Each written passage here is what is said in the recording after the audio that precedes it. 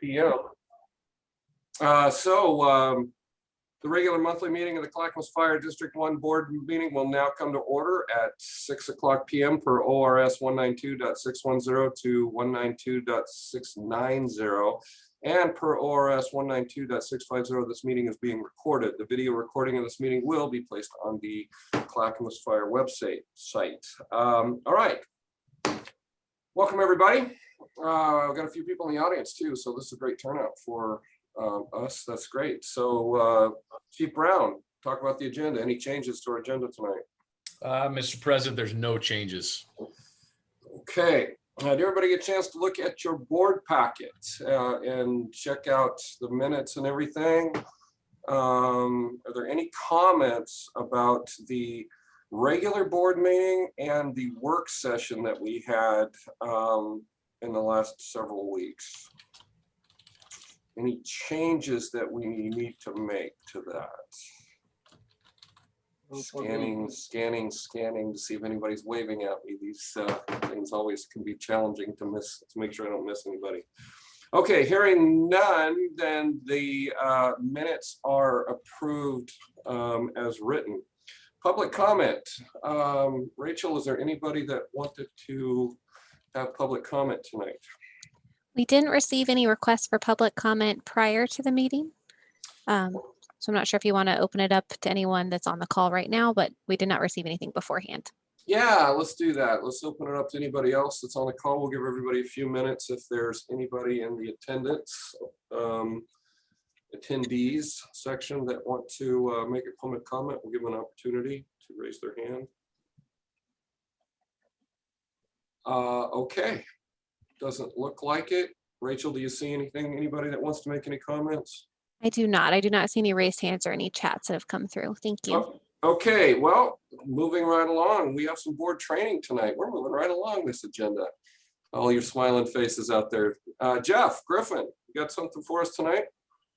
Thank you, Mr. President. I do. I have a very short training, a new training that SDAO is offering up.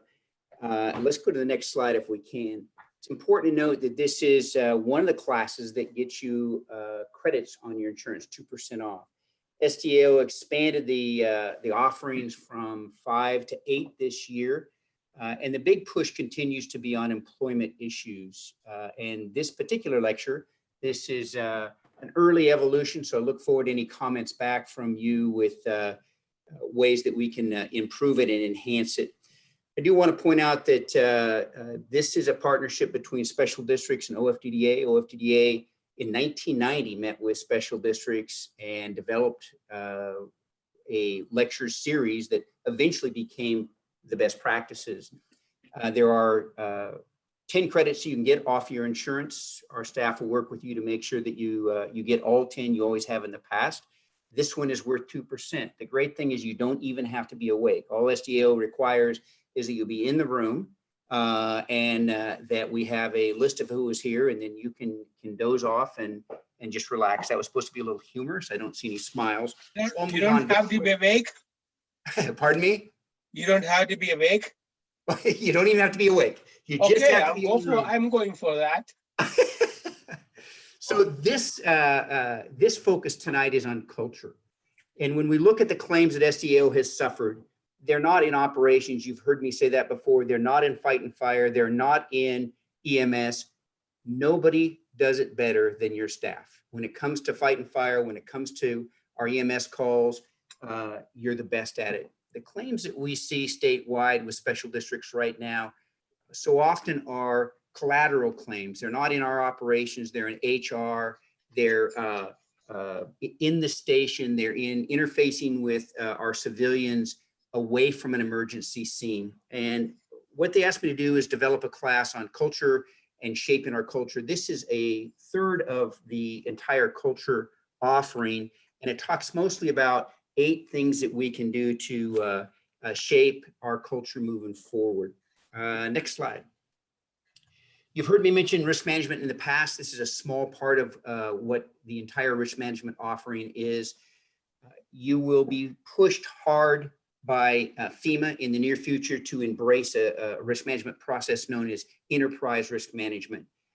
It works with a traditional business. It is not effective with the fire service. In working with your staff, you're already almost to a point where you can check the box that you're doing ERM, but it's also not going to be what reduces the frequency or severity of your losses. High reliability organization is coaching our folks on how to make critical decisions in compressed time, a big deal, but just culture, working with our teams so that we're not fix and blame, but we're fixing problems. That's critical. The truth is in the fire service is we have great people and they make errors. We all make errors. We should not focus on the error. We should focus on the process that allowed the error to occur and correct the process. Major shift in mindset, but in my opinion, anybody who's making an error that we look at, we correct our situations, but we're not in the business of fix and blame. That's inappropriate. Next slide. So already this year, major organizations are starting to look at how COVID has impacted us. Harvard has a big study that just came out. UC Berkeley has a big study that came out. Sherms and Forbes have published articles recently. COVID has had a huge impact on our workforce, especially EMS and fire. Our people are fragile and they're tired, and our culture has been somewhat damaged just because of how we operate as a team, as a shift, and how we're operating with our civilians. I don't know if you've noticed or not, but right now some civilians can be pretty aggressive, whether it's driving or working with civilians in the public. People are angry. You're seeing it in the news every night, and we need to do our very best to support our fire crews and our people. So there are 8 things I'm going to hit on tonight. Next slide, please. Number 1 is the hiring process. I don't know anybody in the fire industry that does a better job than you do with hiring. You do great backgrounds. You do thorough backgrounds in bringing on the right staff. And what I want to encourage you tonight is keep doing that. Now, 10 years ago, we used to have a list of people that wanted to get on the fire district, employees to people that wanted to become an employee of the fire district. And it was long. In some cases, we saw lists in the Portland area of over 100 people that were qualified that wanted to get on. Today, some of those lists are gone. We just have almost no one who is applying for the work. And what I want to encourage you today is stay focused on the same practices, the same principles you've had in the past. Be tough at the hiring level. You want to hire the right people with the right attitude. It only takes a few people to totally change a shift or a department who don't fit our mold. You've always hired the best in the past. Keep doing it. I do want to point out that this job is unique. As you know, that our state and a number of other states have picked up post-traumatic stress. There are what our firefighters see on a daily basis, no one should see. And there are some people that just are not fit to be in this job. It is very demanding. Stay tough on the hiring processes, both that they're physically fit, mentally fit, and that they fit our culture. We are a public service institute. All your firefighters think that way. We want to stay in that mode. Next slide, please. Thank you. Jeff, You know, the before you go to back- the next slide, Jeff, come Please. back to that last slide. Please. What do you mean by definite? We want to make sure that as we bring people on, is that they fit the existing culture that you've built, that they're definitely engaged and understand who we are, that we're public servants, that they get our mission, vision, and values. And that was actually just a word trigger to remind me of what it was there for. So I apologize, it was a little bit confusing. Okay. Thank you, Thomas. Next slide, please. The background of who we are, the roots of who we are is mission, vision, values, and our strategic plan, our standards of operation, our standards of cover. Standards of cover say where we are today, and it's the best thing in the world to help you pass levies and increase your tax base.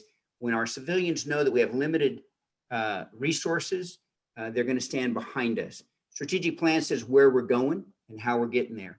One of the keys in staying focused on your mission, vision, values, and your strategic plan is your values, who we are. Hopefully your values are so well selected and picked that literally when there's a debate inside the fire department, you can almost point to your values and say, is that one of our values? Is that who we are as a fire department? I've got a copy of your old strategic plan and your mission, vision, values, and you've written them well, and just stay focused. Everybody who comes to work for you, whether it's a new board member, new firefighter, or somebody new to one of your committees, really should take a hard look at your mission, vision, values, who we are and what we do. Next slide.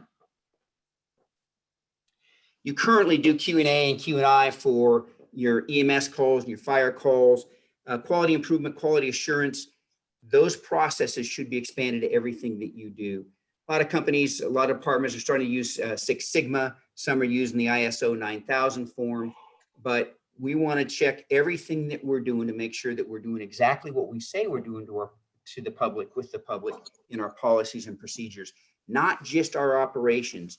The Q&A and Q&I work perfectly in our operations, which is a big reason why we don't have many claims there, but expanding it to all ranks with everything that we do is critical. Next slide. Our safety committee plays a major role. You've got a great safety committee. You've got a great process in place. As we work with you in that safety committee, we want to implement a thing called a just culture algorithm. We want to take our eyes off of blame and focus on fixing the problems. That algorithm breaks things down into 4 major categories. Our policies: is there a policy for this event? Is it current, accurate, applicable?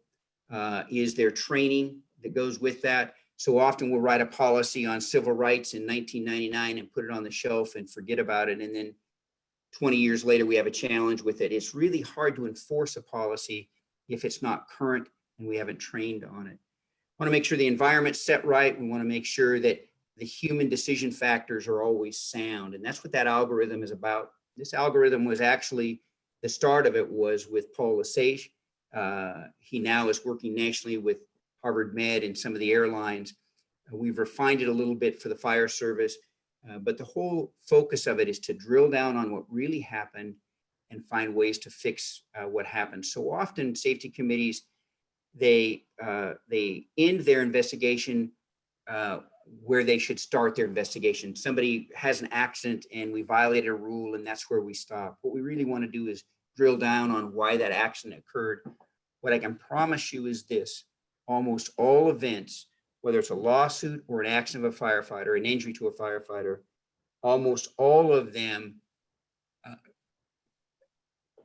were an error, usually because we're doing hard work in compressed time. So our firefighters just have a lot on their plate. They're doing so many things at the same time. What we want to do is identify what those are and how we fix those so that we don't have those errors and those injuries. Next slide, please. Firefighters' careers. You know, one of the things that you've always done well is you make sure that your staff is ready for a promotion. And I encourage you, the day you hire new firefighters, and with all of your firefighters, let them know in advance what it takes to be promoted. If they have a career track and they want to be an engineer, or if they want to climb the ladder and be an officer, a lieutenant or a captain, let them know early the education they're going to need, the expectations. It is always good to hire within if you can. And I just applaud you for doing that, and continue to educate your firefighters on what it takes. The worst situation is to have a hiring situation where you go outside, bring somebody in, and learn later that there were firefighters that would have loved to have gotten that job. They just weren't prepared for it, or they didn't know what was required of them to get that job. There's another situation I look at too, and sometimes we'll get an injury in a firefighter where they love being a firefighter, but that injury prevents them from continuing to be a firefighter. It's great if they're trained and have the ability to take a different position inside the fire department. Always a good idea to make sure that all of our firefighters know what it takes to advance inside the organization. Next slide. This is a little bit of an unusual slide, but we're seeing some departments across the country start to actually develop individuals in their personal side as well. When you look at the number of people that leave organizations, the fire service, either not wanting to leave or leaving for another reason, oftentimes it's not from an internal action. Many times these are from external events that occurred: a bankruptcy, a divorce, being arrested for whatever the case may be. When you're involving your firefighters, we're seeing fire departments do things like lunch and learns once a month, or webinars on everything from time management to speaking skills to writing skills to ethics to financial soundness. We don't want to lose a firefighter because they did something outside of work just because they didn't have the knowledge of how to do it right. And the ones that we frequently see are ethics and financial issues where, for whatever reason, they didn't manage the funds well. If you can round your firefighters out, offer them additional training, it only helps you as well as them, and that's always a good practice. Next slide, please. Your staff does a phenomenal job managing events when they occur, whether it's an injury or a lawsuit or something has gone wrong with an auto accident or whatever the case may be. When we can, it's always a good idea to stay in touch with our firefighters. So often we'll get an injured firefighter, it'll go into the workers' compensation system, or it'll go into the health insurance system. And then we don't see or talk to the firefighter again until they call us and have a challenge. Hey, it's been 3 months and I haven't heard from the doc, or this isn't moving very well. We want to stay in touch with those firefighters as they go through the process. Most important, they need to know they've got an ally and a supporter.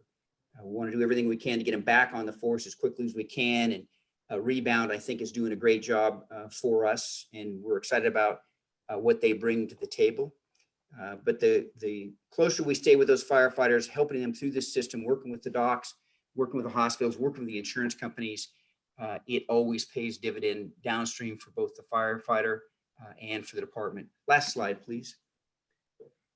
One of the things that we don't always do is monitor our systems once we put them in place. So we write a policy, we put it on the shelf, and either we don't continue to monitor it and keep it in front of our firefighters, or injuries is a great example. We'll have an injury and that firefighter will go into the system, and we won't, the next we'll hear from the firefighter is when they're disgruntled because things aren't running smooth. We want to monitor our systems, especially your strategic plan, your mission, vision, values, stay on top of it, so we stay on point. Last slide. And best thing I can always tell you, do the right thing, right time, right way, right attitude for the right reasons. What questions do you have for me tonight? Thomas. Across the state, do you see a trend of more employee welfare, quality of time, quality of life in all the fire districts in the state? Or is it just, are we creating that in our district? Did you understand my question? Yeah, would you rephrase that for me? So I Yeah. do. You know, one of the things that I have been talking to a few of our board of directors and the chief and other participants, how can we improve the quality of life for the firefighters, the whole entire fire district? And there is more focus on quality of life, means not just the money and the status. Do you see that across the state? I do. For the last several years, years ago, when there was the need to fill a shift, somebody was out sick or injured, we had a long list of firefighters that wanted to come back and fill that shift. They loved pickup shifts. Today, I've got departments, especially in metro areas, where they can't get people to call back or to come back in. Not uncommon at all. In fact, we've got a number of metro departments that have a mandatory callback piece. We're seeing some unusual things. We're seeing more and more firefighters live outside of their district, live long distance and come in, either drive in or fly in to pick up their shift or several shifts. Quality of life is a big thing right now, not just in the fire service, but I think with this generation, it is something that's very important to the individuals, time with their family.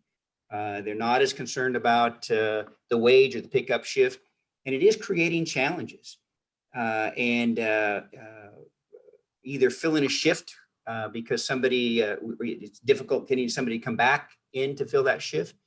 But also frequently it means that we're working longer shifts. So we're not working at 24/48, we're working 48 or in some cases 72. And my biggest concern, if they're in a busy station, that's a long time to work. And for their safety and for the safety of our civilians, it is a delicate balance. And it is a big deal right now. Quality of life is huge, and you're going to hear more and more about that in the future. Especially the post-pandemic, people had time to sit back and view free money and view what's going on in the world. Now they can be selective. It is an interesting time when I read a report the other day that there are something in excess of 9 million jobs available, and yet we still have an awful lot of folks that aren't stepping up to fill those. I had one employer, I think I mentioned this to the chief the other day when I was talking to the chief. We had one employer, one public employer, run ads for a lower level staff person, and the first 15 appointments were missed. It was the 16th appointment before somebody actually came in and Showed did the up. interview. Yeah, shocking. Yep. Shocking. Yeah, but thank you. Thank you, Thomas. Any other questions or concerns? Steve, you're right in the middle of it. What are your thoughts, and how do we help firefighters with their careers? Thanks for putting me on the spot, Jeff. That's great. My pleasure. I haven't reported before the board in like 10 years. No, I think things are looking better when it comes to what you're talking about. Now, you know, I'm also a peer supporter. Nick Brown used to be a peer supporter. I don't know if he still is. But I think we're headed in the right direction, and I'm glad to see that you're talking about it and that's something that's being talked about out there. Because you're right, it used to be money and status, and now I think even the firefighters are focusing a lot more on their quality of life, because this is a hard job. And being a 57-year-old firefighter, I could go on and on about how important that quality of life is as we get older in this job. So it is. And I want to amplify what you just said. The most important asset we have as a fire department is our people. We can replace trucks, we can replace buildings, and you take such good care of your equipment. It's always pristine, but it's the firefighters that make it work. And focusing on their health, wellness, their culture, their mindset as a team. And they're fragile, they're tired. It's been a long, long year working with civilians. Heather, you're right in the middle of all of that. You're smiling. What did I miss today that was important for that culture? I think you hit everything. I think at Clackamas, we are pretty progressive, and we offer a very robust wellness program, both physical and mental health. And just like Steve said, and when I'm looking at people that are attending this, that are our chief officers, the majority are peer supporters. So the people that are stepping up in those positions understand. I'm excited with Nick as our fire chief, because he's always talking about family time, work-life balance. And so that's just going to go down to the rest of the organization. And so I think we do a good job of taking care of our people. There's always work we can do, but I'm excited to see where we're going. But I think you hit all the basics for sure. It's important. Thank you. Anyone I miss that would like to add or make some suggestions for us? Thank you so much for letting us be here. Thanks, Jeff. Thanks, Thank you. Jeff. Yeah. Always good Thank you seeing so much. everybody. Good to see you. All right. Great. All right. Well, next thing on the agenda, we're going down business items here. So B1, Chief Brown. Thank you very much, members of the board. Just a quick go back, call it a Chief Heather Goodrich go back. Appreciate the shout out for the peer support. Steve, I am still a peer supporter. Even though the only one that calls me is you, I still am a peer supporter. So just thought you should know that. He needs help. This next item that I'm bringing forward it's fitting, and it's literally fitting between what Jeff and Heather were just talking about, and it's looking at our meeting time as we do this this meeting for our monthly board meeting.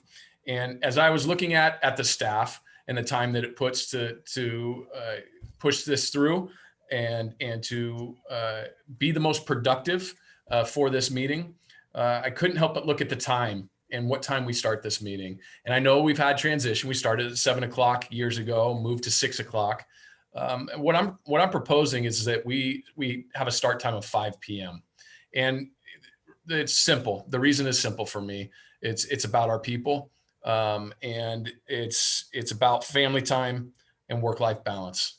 And the amount of work that goes into these meetings, and then not only the meetings, but after the meeting when everybody is off, I would love to get my staff home at a decent hour, and so that they can have that work-life balance. Now, I understand there's public and the meetings, and that's a concern. But as I've done an analysis and looked at the 6 o'clock meeting and the 7 o'clock meeting, I'm seeing roughly the same amount of public that attend, regardless of the time. As I've looked over at other agencies, Tualatin Valley Fire is a good example. Their meetings start at 4 o'clock for their board meetings.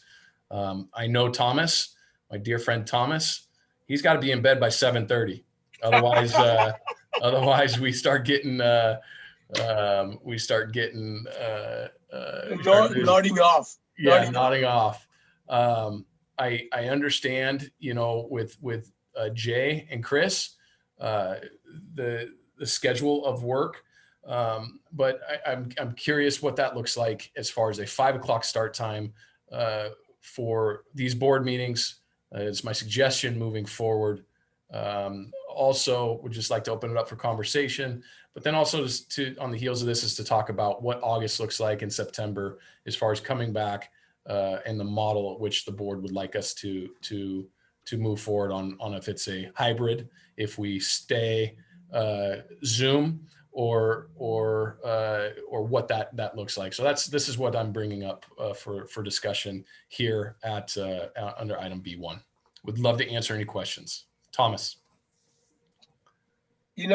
Actually, you kind of, I was going to bring this change of timing because I heard about the TVF&R and I looked into a few other agencies.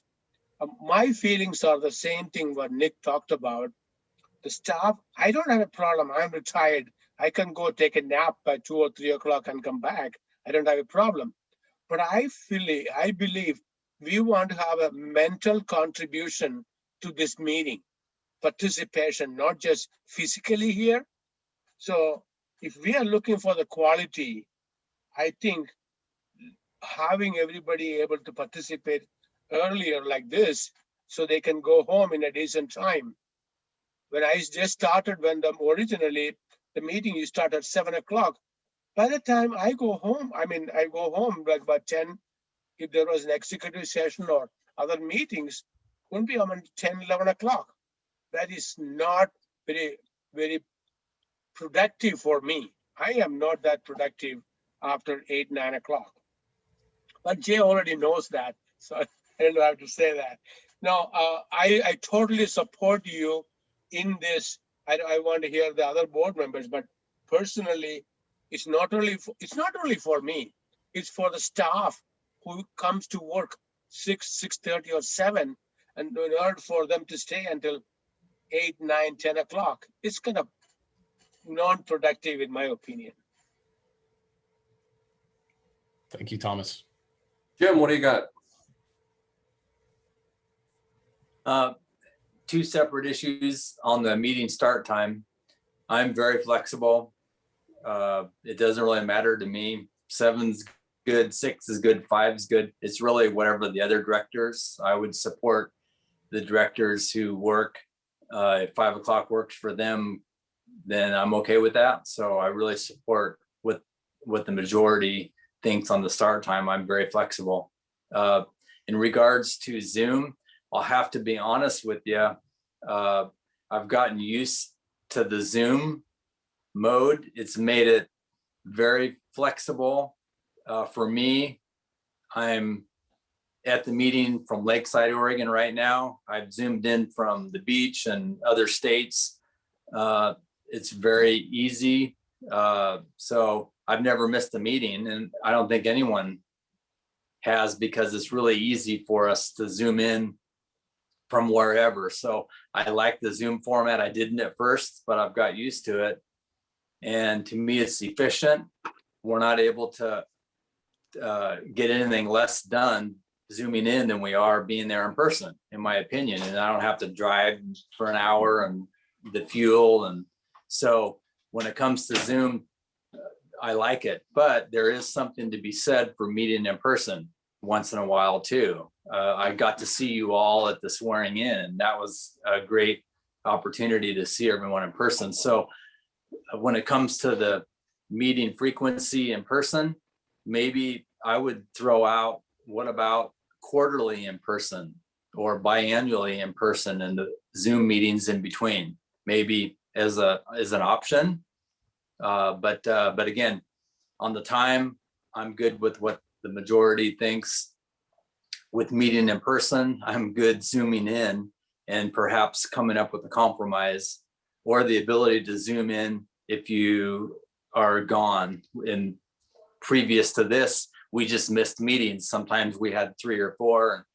But I think because we're an emergency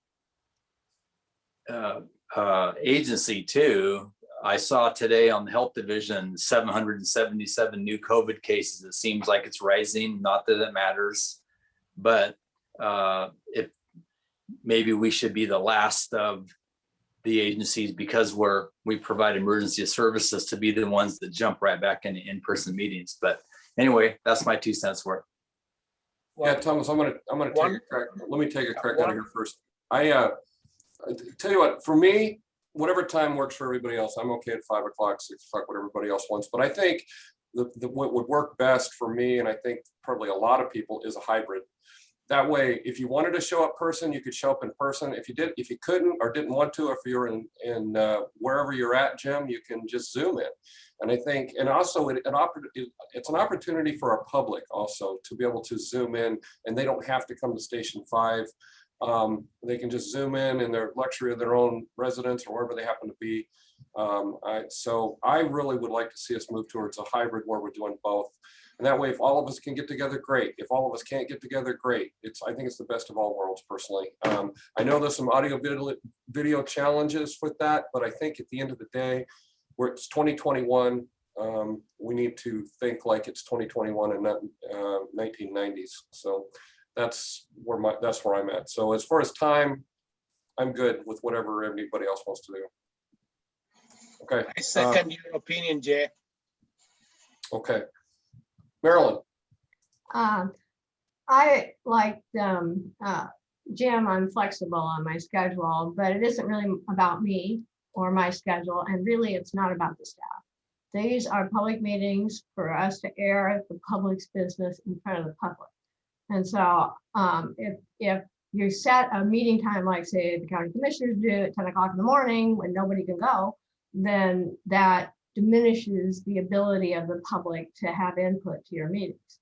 That said, I think Jay's suggestion could solve that dilemma, where the public that can be available can Zoom in. They just get home from work at 5 minutes to 5, and they can Zoom in, or 5 after 5, and be part of the meeting. So I think that it's certainly important to keep in mind the staff. When we changed this last time, we weren't doing 410s. So now there's an extraordinary long day for some people who work on Monday on Monday. So, but we can't forget the most important entity in this, and that is the public. And also, I think that no matter what we decide tonight, if we decide to make a change, then it's important, I think, that we not do it until we have notified the public. Last time we made this change, we asked Chris, who was one of our dedicated attendees, and Thelma and Hagen Miller and some of the other people that were regular attendees, if they were okay with it. But we could do that because they were sitting right there in the room. And so there was nothing in the board notice, the agenda notice that told the public which way you were moving it or requesting a move. So if the board decides to go forward to do this, I would suggest that it be effective at the earliest in September, so that the public has an ability to come in and have their say next month if they want to have a say about it.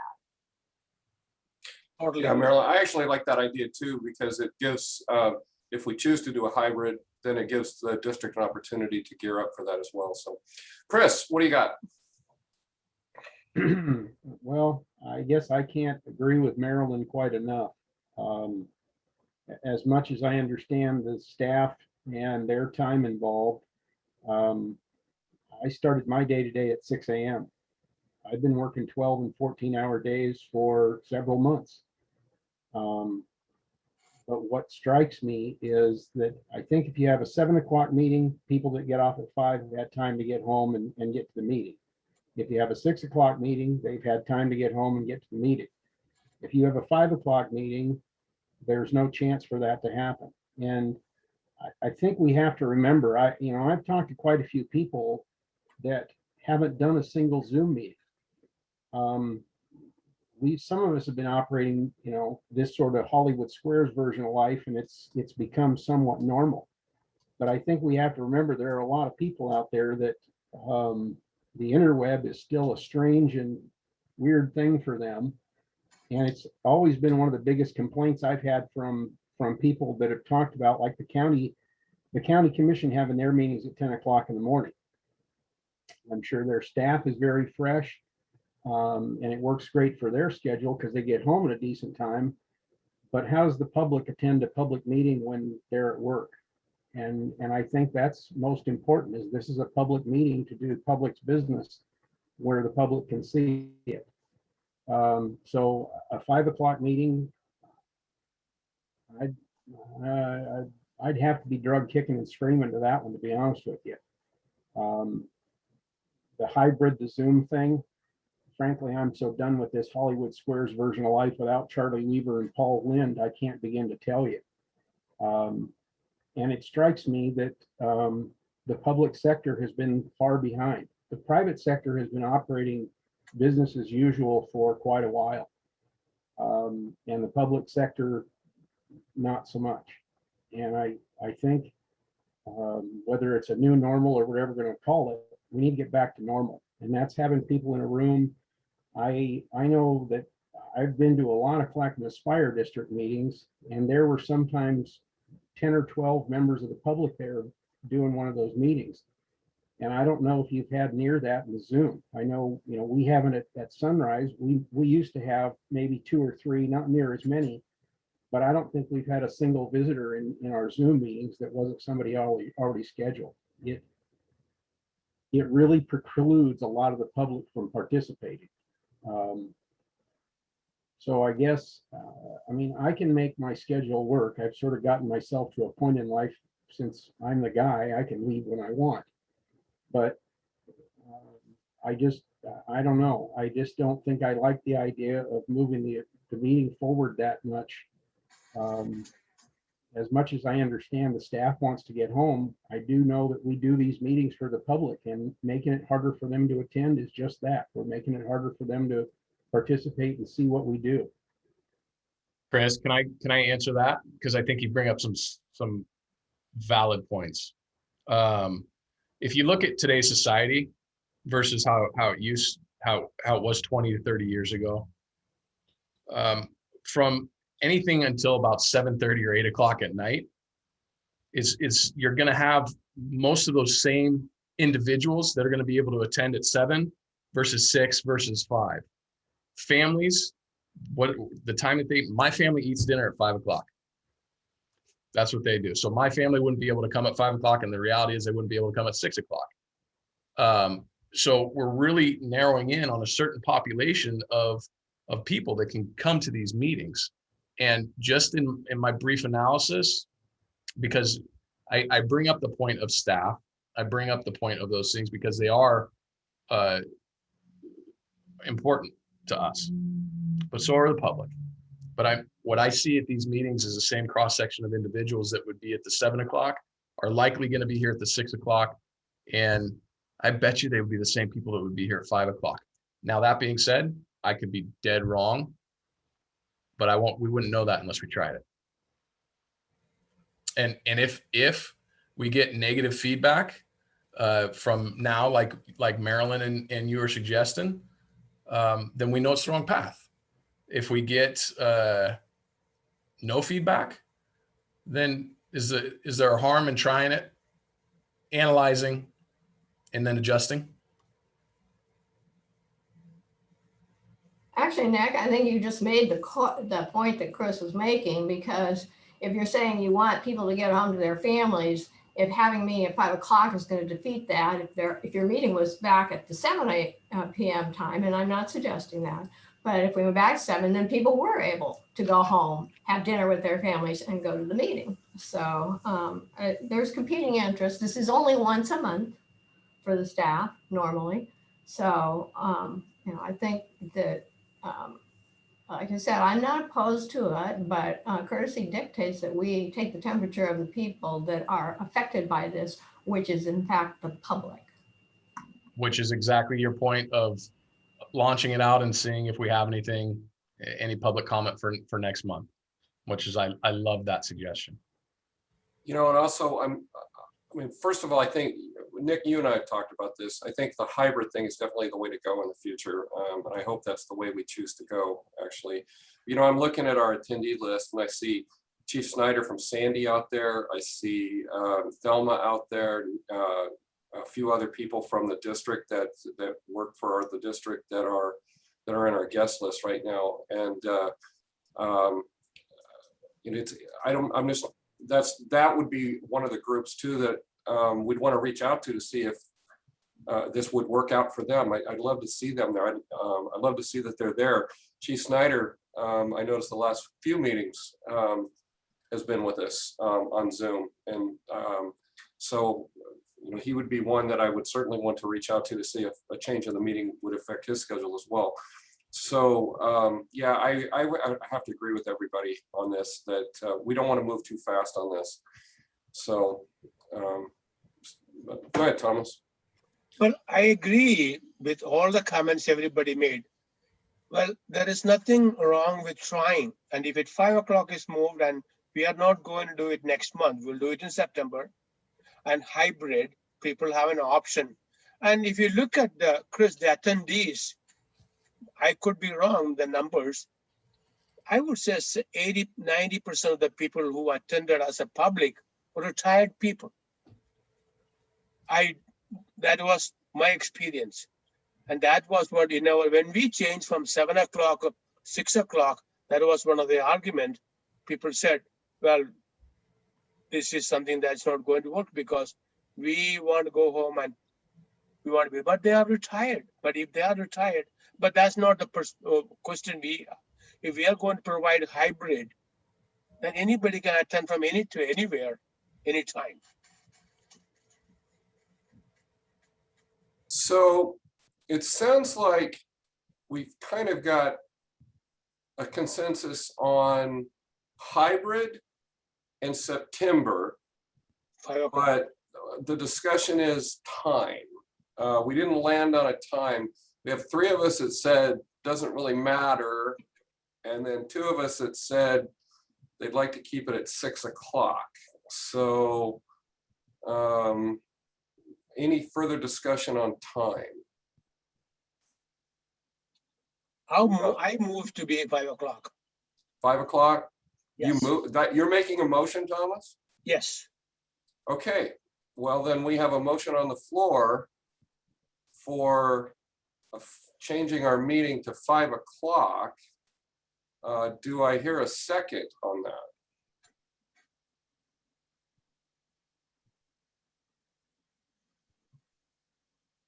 Anybody want a second 5 o'clock meeting, starting our meeting at 5 o'clock? Jim. I just don't know if I'm quite ready to make the decision yet, unless we have to. Maybe hear some more next month. I don't know, I guess, again, I'm flexible, but I'm flexible if the majority, the clear majority thinks it's okay, then I'm totally good with it. But can Jim, we I can find make out? an amendment to my motion. But next month, if we hear strong opposition from the public on that, we'll stick with the same time. Otherwise, we'll go to 5 o'clock. Yeah, think we or should just wait till I next was month. gonna suggest too, to Nick, 12th and the Valley went a step further and moved theirs to 4 o'clock. I know. Yeah. So can you find out, Chief, how's it working for them? So And let's yeah, hold what's on. their history, and maybe what are some of the other agencies in our area doing for times, and maybe give us a little more info to kind of add to that, I guess. So Because Jim, let's hold on for a second. We got a motion on the floor that we need to deal with. And so so Thomas's original motion is not going to move on because we didn't get a second on it. That's So right. Thomas, did you want to amend your original motion? Yes, Okay, what's your amendment to your motion? subject to the feedback from the public in August, whether it is yay or nay. If we get strong opposition from the public against moving to 5 o'clock, I'll be okay with staying at 6. I'm not sure how we can do that with most of the feedback from the public. I mean, do we take a vote from the public and see who is okay with going to 5 and going to 6 or whatever? Nick, don't we advertise our meetings? Yes. That in that advertisement, can we have a headline saying change of timing? If anybody is for or against, they can call in. We could definitely do that. The other thing we could do, Thomas, is we have this meeting and it gets posted online for those that didn't attend, and we can message out via social media the potential changes for August meeting, and then we would have direct comments, feedback that way, and then that gives us an analysis to then in August make a motion and move forward after we have a little bit of analysis once we've messaged it. Or you could go this route with the motion, make it and say we're going to change, and then have feedback for the comments. Either way, there's avenues we can take. But actually, we have our expert in this audience, Brandon. How do we get some feedback from the public on this issue? Thomas, nice to see you. I think Chief Brown is spot on. I think the social media platform is a great way to get some sort of instant feedback. We also have our constant contact where we have a group of emails. We can also reach out to our CPOs, neighborhood associations, and just kind of take a poll that way. Correct. And get feedback. So certainly some options, and happy to explore this. Okay. So Jay, Yeah. so we can hold back on the motion and let's have the social media feedback, and in August we can make a decision. Okay, that's fair enough. I think staff has that one figured out. And hang on, Marilyn, I saw your hand. I just want to make one other comment. So, but are we okay with hybrid as soon as the staff can make that work, whether that's September or August or September? Yeah, obviously back at Station 5 and or hybrid for, like I said, whenever the staff can make that work. Are we good with that at least? Yes. Yes, we just haven't landed on the time yet. Okay, Marilyn, what do you have? Just as point of order, Thomas needs to withdraw his motion, and then we need to table the matter until next month. Okay, Okay. thank you Takes for that. 2/3 to table. Thank you, Marilyn. I withdraw the motion. Thank you. Withdraw the morning, then we table it until next session. Okay, thank you Yes. for that, Marilyn. Okay. Okay, any other discussion on the time change for our meetings and or hybrid and or Station 5? Yes, Chris. I would support a hybrid just because it increases the options for public to attend. It gives them more opportunity. I guess the issue that I would have, like what Brandon was talking about, is you're connecting with the already connected.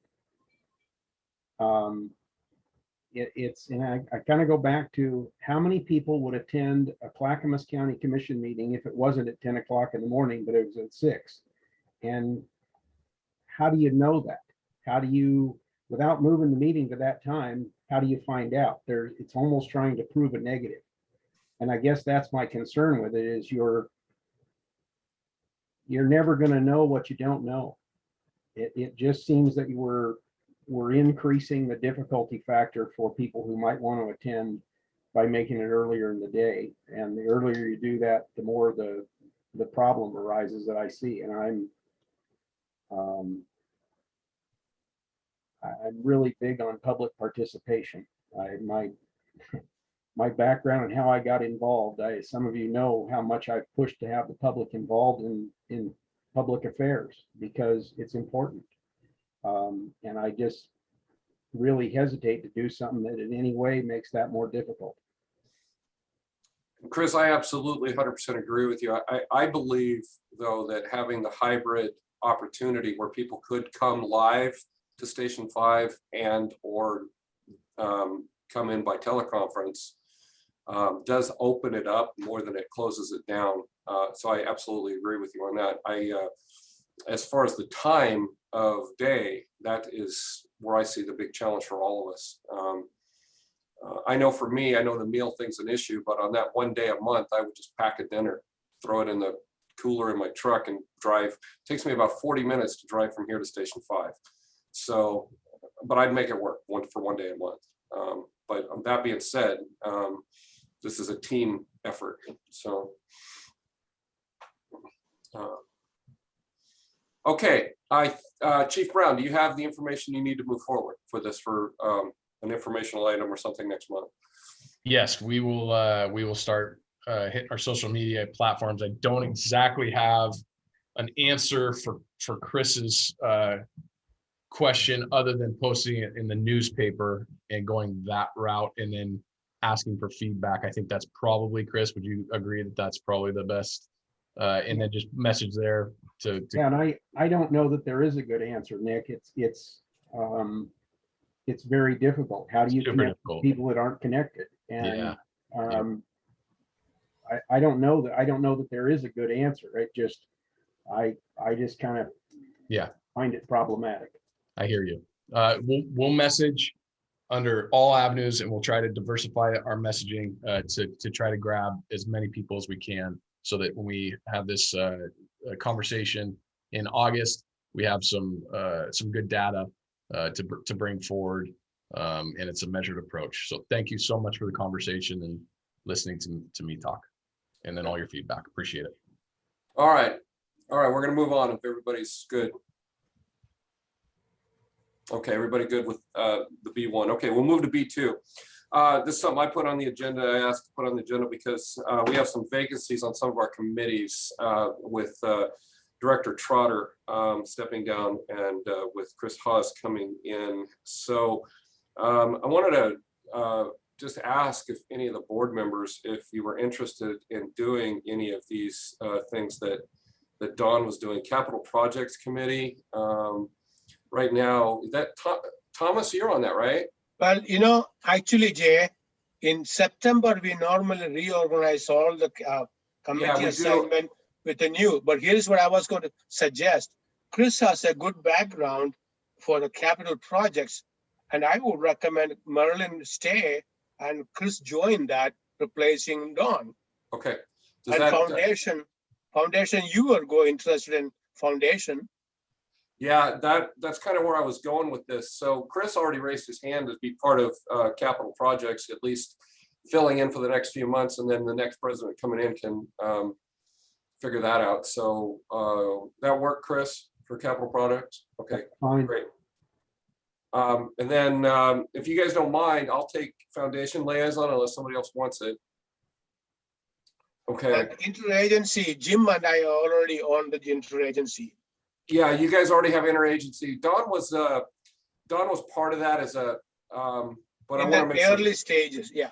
Yeah, so I want to make sure that that's also clear. And then a volunteer association liaison alternate. That's Jim's, he's the primary with the volunteers. Correct. I didn't know if anybody else wanted to jump in and take that one. Would as the Chris want to backup. go to be an alternate? Chris? Yeah, I would- I'd be willing to be an alternate for the volunteer backup Jim. Okay, that'll work. Okay, great. That takes care of that. Just clean that up just a little bit, at least for the next couple of months, just so that we have those positions filled. Okay, thank you so much, you guys, for that. And then Rachel, you'll take care of messaging us when we're supposed to be wherever we're supposed to be, correct?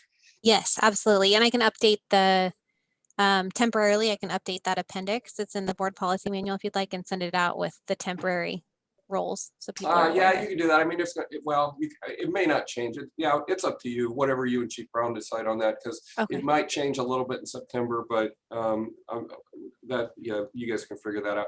Also, Sounds Jerry, since I'm going to be Foundation. the foundation liaison, you going to help me get up to speed on that a little bit? Trying to unmute here.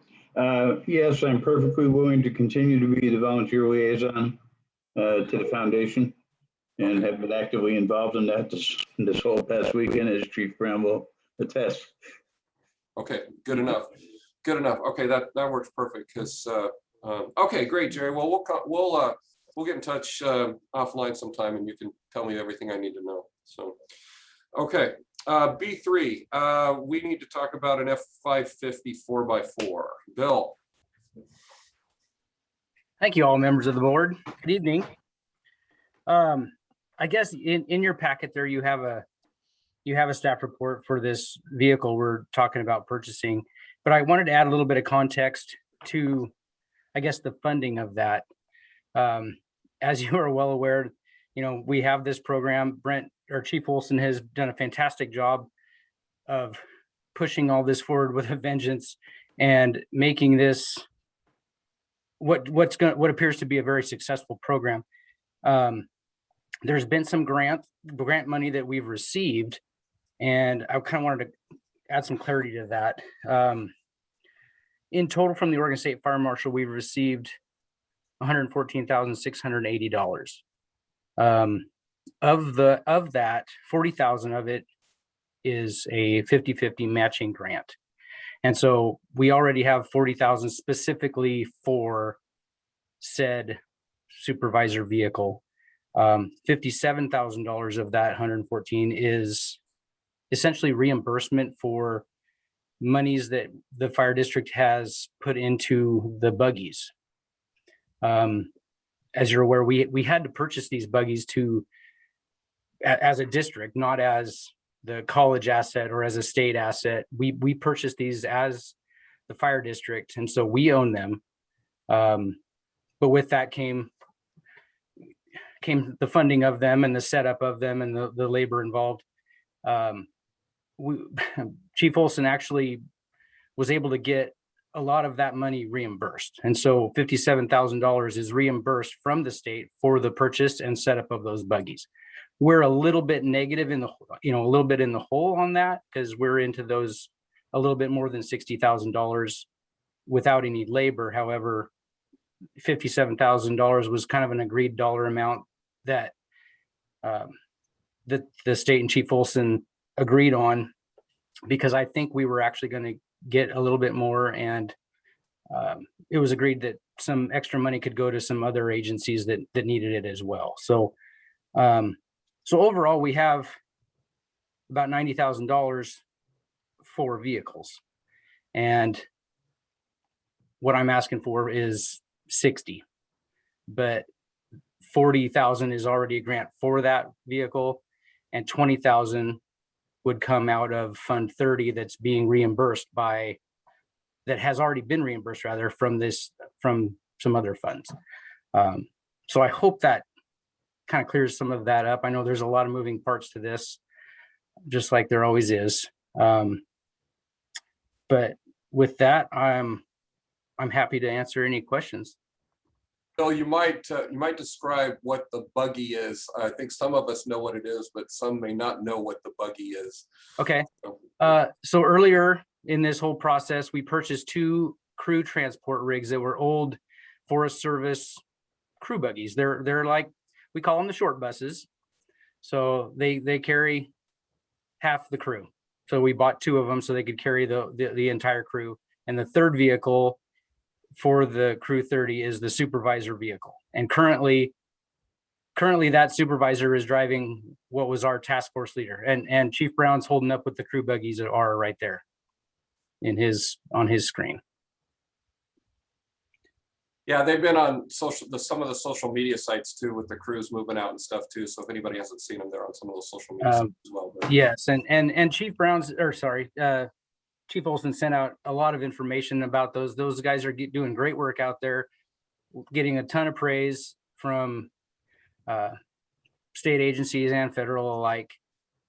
So it's, like I said, it's unknown the success of this program. However, the outlook is bright, and that's kind of also driving us to kind of get them in the proper vehicle for the supervisor so he can support his crew the best he can.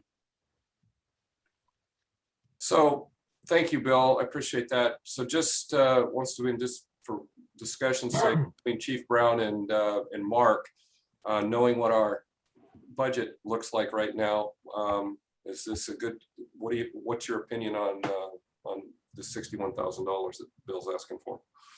We had forecasted this and put it in the budget as we are already. I'll turn it over to CFO Whitaker, Mark, with his take. This is a vehicle that the versatility of this vehicle, should this program not work, it could be turned into a brush truck. It has versatility. It could be turned into a snow plow during the winter time for us. So the versatility and the money, we're money ahead by purchasing this truck, especially since we've allocated funds for it, and majority of it's a grant funded. Mark, turn it over to you, bud. Yeah, I don't have much to add beyond what Chief Brown said. We have the matching grant, and then the funds that are being carried over from the reimbursement of the buggies. So yeah, like Chief Brown said, the funding's identified, and I don't have any major concerns moving forward. Okay, thank you for that. Board members, any comments or questions? Yes, Marilyn. I'm a little confused about what's going on here, because the presentation was made to us, said that the $48,000 was going to be a leased vehicle, which really was a $35,000 vehicle, but we were going to pay monthly for it. Now we're coming out of pocket cash for a vehicle that has what, limited purposes. So how did we, are they okay, I guess, if granting. And so some of it's from the fire marshal office and some of it's approved through the community college grant. So who's okaying this, and where's the money? Is the money going to be appropriately spent? Or are we going to get dinged for somebody who says you were supposed to lease this vehicle for $200 a month or whatever, $400 a month, and you didn't, you bought something which is outside our agreement with the community college, and so we're not paying you anything for it. Actually, that $40,000 was specifically for the purchase of a type of the crew supervisor vehicle.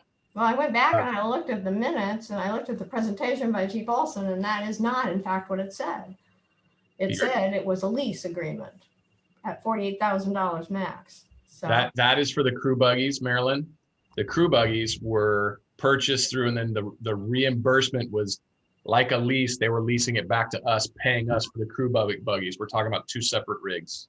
The crew buggies, you're spot on. The money that we got from the grant, we upfronted the cost and purchased those crew buggies, and then the grant is leasing them back from us. We own those vehicles, and we are getting a monthly stipend of $4,000 a month for the use, up not to exceed $48,000. Those are the crew buggies, the things that I showed the picture of.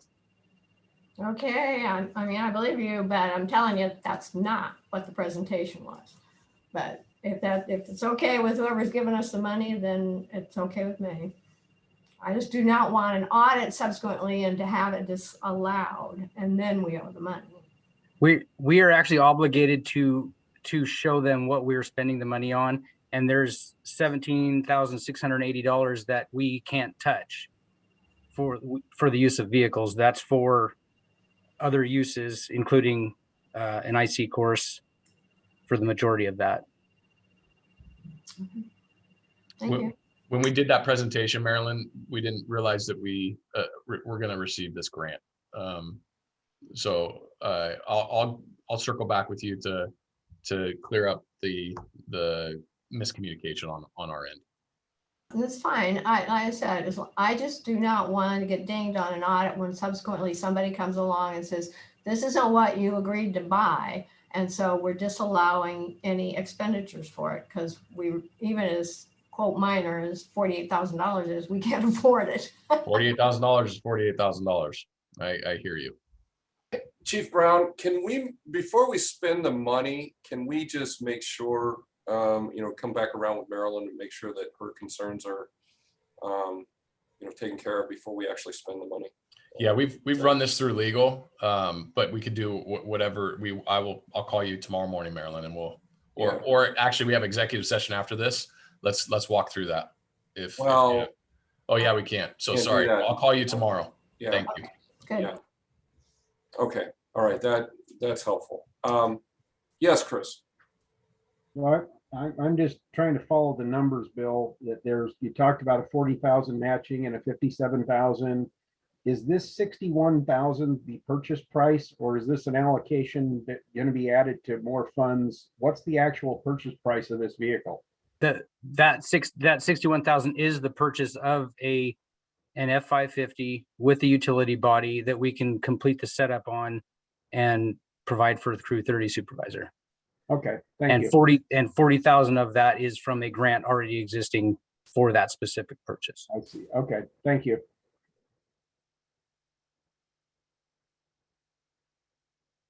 Okay. Anybody else have any questions or comments for Bill or Chief Brown or whomever? Okay. Thank you for that. So do I hear a motion to approve the purchase of one used 2018 Ford F550 4x4 crew cab with service body through HM Dodd Motor Company in the amount not to exceed $61,000 using existing grant funding?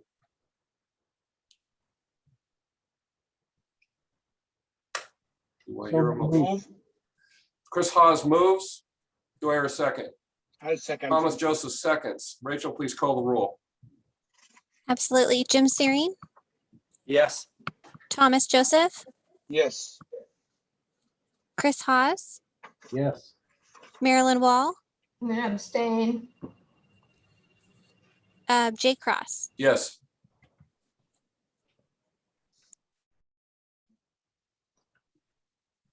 Okay, motion passes 4 with 1 abstention. Okay. Thank you all. Yeah, go ahead. I just said thank you all. Okay, Bill, thank you. Okay, next on the agenda, other business items. Genoa, legislative update. Hi, thank you. Obviously, you're aware the legislative session has adjourned. For the next 4.5 to 5 weeks, I'll be working on your end of session report.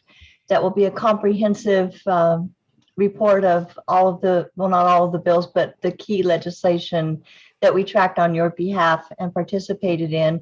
I wanted to congratulate Clackamas Fire on House Bill 5006, commonly known as the Christmas tree bill, which passed the last day of session, and hope I'm not stealing anyone's thunder, the $2 million that was awarded for firefighter apprenticeships.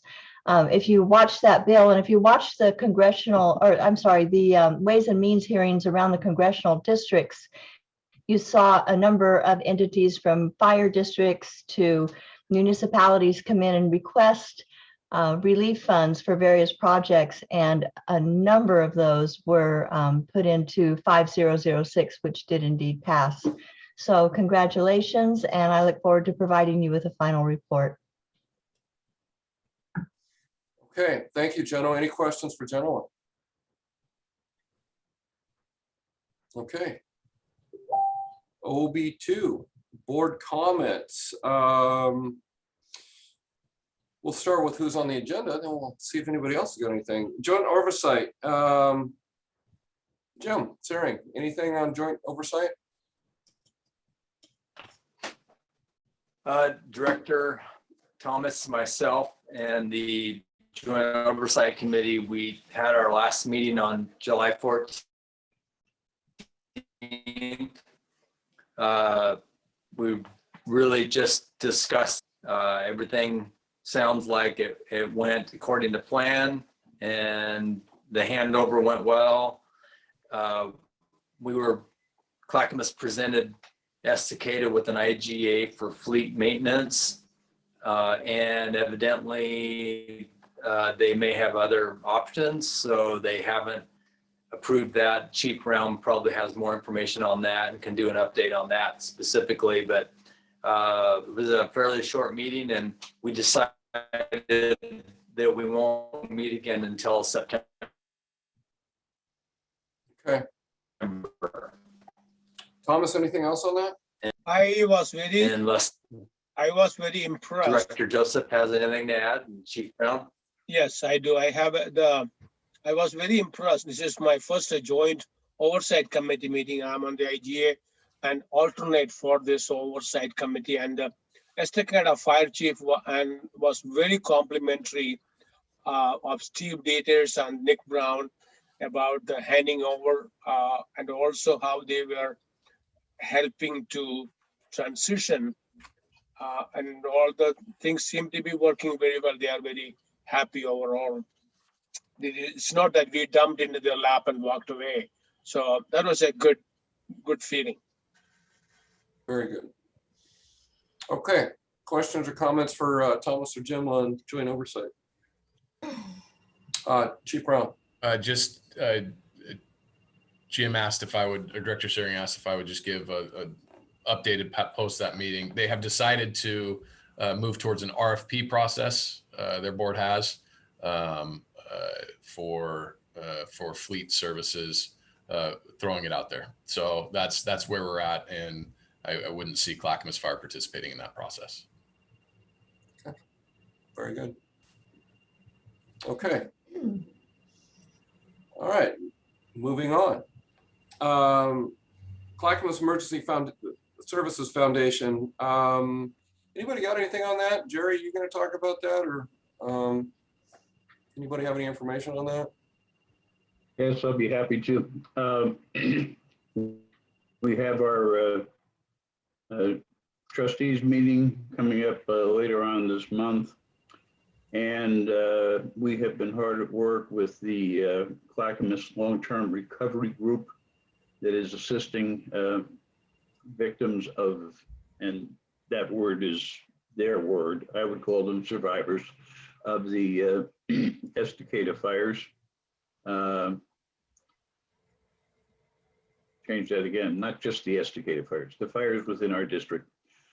We had a meeting for 3 days this last weekend with FEMA, at which additional folks submitted applications and appeals. So far, I believe we're in the vicinity of $130,000 having been given away to victims to remediate their losses. I don't have anything else, but if there's any questions, I'll be happy to try to answer them. Thank you for that, Jerry. Any questions for Jerry for the foundation? Okay.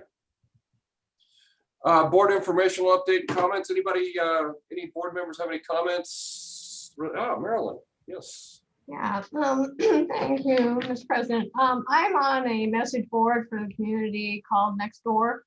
And it's kind of a free-for-all forum where people can talk about safety issues, take polls, express community interest, have gratitude statements, gratitude ones. And on Saturday, Gloria Leon posted the following, and I hope you bear with me. I want to read the entire post. We were woken up by flashing lights of a fire engine. To say we were shocked to see our front yard burned to the ground is an understatement. We are not sure whether this was intentional or an accident, but regardless, and we were devastated, and our years of hard work was burned to the ground in less than an hour. We are thankful for Clackamas County Fire Department, who came at 3 o'clock in the morning to battle this fire to protect our house. We are also very thankful for the person or persons who called 911 and reported it. Thanks to you, the firefighters were able to make it to our house quickly. To Nate at Clackamas County Fire District, thank you for your kindness, understanding, and compassion. We never thought that something like this would ever happen to us. Everything is so dry, and it only takes a spark to light a fire that can be devastating for lives. So just thought that that's important to note. I don't know for sure, but I'm assuming she's speaking about Nate Hahn. Marilyn, this is Jerry. I'm going to speak a little bit out of turn here. If I understood that correctly, this person suffered a loss in that fire? Yeah, their front yard, there was a picture of it in the paper. Their whole front yard caught fire, but the house was not damaged, just the front yard, but they had beautiful landscaping. It's up on Mount Scott area of Happy Valley. And they apparently were very treasured plants. And the house was fine. They did not lose the house. And that was as a result of these recent wildfires? No, this is no one knows the causation at this time. This just happened. Okay, thank you. Director Cross, may I chime in? I believe Nate Hahn is a guest attendee on this. If he indeed is the character, I think it'd be reasonable to recognize him. Yeah, I see Nate out there. So I'm guessing that I think Nate Hahn's the only Nate that we have in the district, at least by first name. So that I know of. So strong work, Nate. Thank you for that. But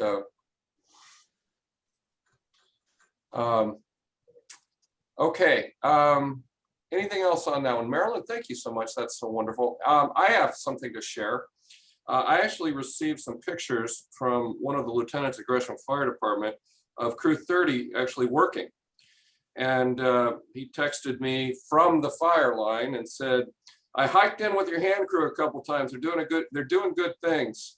And then he followed that up with, this was from the Jack Fire. So I'm not sure what the Jack Fire is, but Anthony does. So that's what really matters. And I appreciate the fact that he took the time from the fire line to send that to me. So that's wonderful. So, okay. Is there anything else for informational items from the board? Okay, super. Division reports. Chief Brown. Thank you very much, members of the board. Fire District's been working very hard to look at what we're doing and why we do what we do in regards to approaching our service and looking at approaching our service differently than we have in the past. We've established 4 organizational priorities: our people, the financial health and sustainability of the organization, response reliability, disaster management and preparedness. Look for further discussion on this in a upcoming board work session with staff aiming for September to discuss where we are and where we're going to be going together as we all look together as a board and as staff to better provide for the men and women that we've sworn an oath to protect. Quick shout out to Jeff Griffin for bringing up the SOC and the just culture and risk management. It's one of those things I'm super excited about, having our new health and safety chief, Heather Goodrich. She's going to take our just culture and risk management to the next level. And I'm excited about that. Wanted to hit on a couple things in governmental services before turning it over to the health and safety. This is something that I'm super impressed with from where Brandon and his team started with our social media regarding followers to where we are now. Twitter has 26,494 followers, Instagram 11,760, and Facebook is 28,457. It's flat amazing to me how many people we are able to touch via social media with information about the good things that the Clackamas Fire is doing. A lot of what governmental services was involved in the last month has been a lot of public messaging campaigns. Big focus was wildfire prevention and defensible space, life jackets and water safety, CPR and AED awareness week, and a lot, especially moving up in preparation for 4th of July, was fireworks safety, bans, and meetings with the county and local councils. And then just additional meetings with the county and city government leaders discussing the fire district and giving updates. We have just a little bit of a forward look for July that we'll speak to on our next board meeting in August to have Brandon report back on these. But we have 3 town hall meetings coming up with members of the public, 2 this week and 1 in August. Our focus area is the Beaver Creek Highland area, Eagle Creek area, and the Redland area. And the objective of these meetings, of these town hall meetings, this isn't going to be the first that you hear of this. The objective of this is to get out and be one with the public, get in a less formal setting, to get into an open forum where I can hear and try to discuss and understand what the needs of the community are. I feel that too often our avenues are in a more formal setting. I really want to get out and get with the community and have that face-to-face approach with them. And so we have 2 of them scheduled this week and then 1 in August. And we'll return a report back on those meetings to the board in August. At this time, I'd like to turn it over to, unless there's any questions for me, I'd like to turn it over to Health and Safety Chief Goodrich for the Health and Safety Division. Thanks, Nick. Good evening, directors. I just have a few things from the Health and Safety Division. So safety is going pretty well, learning my new job, and Oregon OSHA, being who they are, have added a new emergency rule. So I've been busy working on that. It's been all over the news with the heat related deaths. So they have a new temporary rule on heat related illnesses and preventing it in workplaces. So the rule applies to any workplace where extreme heat caused by weather could expose workers to a heat related illness. The rule applies when it's 80 degrees Fahrenheit, the heat index equals that. And then there's additional rules when it hits 90 degrees. Being the fire department, we have a lot of things in place. Some of the key requirements include having enough shade. We have to provide enough cool or cold drinking water. So not just having bottles of water, but making sure that the temperature is correct. We need 32 ounces per person per hour. So we're working on how we can do that. And then we have to give training to everyone in the fire district that could be affected by this rule by August 1st. So the rule took effect on July 8th and it's in place till January 2nd, 2022. So as the new safety officer, I have been working on a health and safety directive, and wellness specialist McVicker has been working on the training component, and we plan on putting that out in the next week or 2. On the wellness side, wellness specialist McVicker has been busy conducting fitness testing on all of our career and volunteer firefighters. We're excited to be out again because we had to cancel last year due to COVID, which was the first time in 20 years that we haven't done fitness testing. So we have a lot of data. We were sad to have to postpone it last year, understandably why we did. So excited to have her back out there doing the testing. We have 2 medical assistants, Corinne Gallego and Ellen Schechtel, and they've been busy conducting pre-physicals on our DOT employees, which includes fleet, facilities, and logistics, as well as pre-physicals on all of our new support and suppression volunteer candidates. So we're excited to get them through the process. They're through wellness and they are all having their physicals with Adventist Health right now and doing their psychological testing. And then the last thing I wanted to share was that we have posted for the full-time athletic trainer position. We haven't had an athletic trainer since April of 2020 due to COVID, and we're very excited to fill this position, especially full-time. We've never had this position full-time before.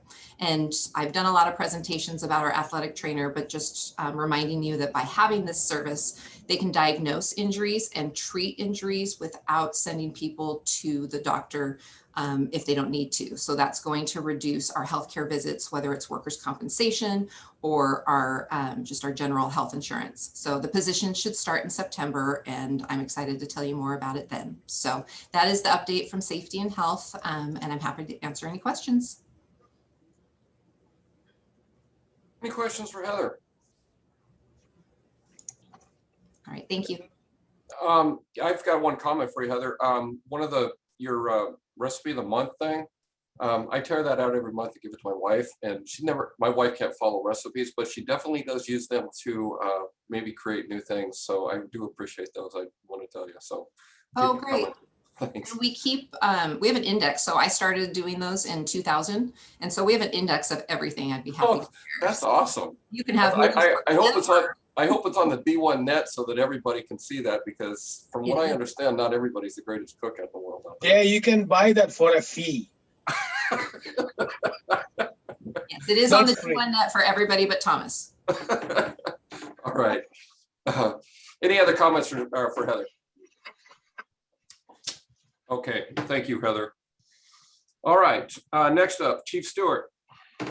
I'm going to take the place of Chief Stewart tonight, if that's okay. Just give you a quick, this was a transition month for Chief Stewart into the new role of Assistant Chief. Command and General Staff identified organizational priorities, which I shared previously. And a lot of his work was this month was planning to support the priorities along with CFO Whitaker.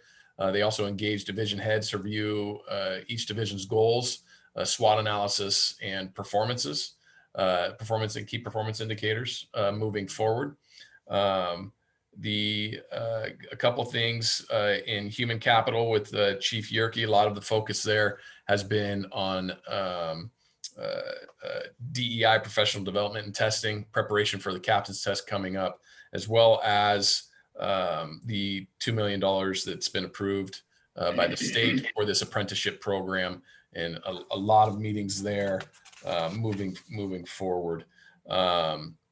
Before I turn it over to support services, there was a lot of engagement with public education under community services. The Ready, Set, Go program, there's a lot of good positive work in the community, partnering up with Clackamas Foundation and getting grants for fuel mitigation.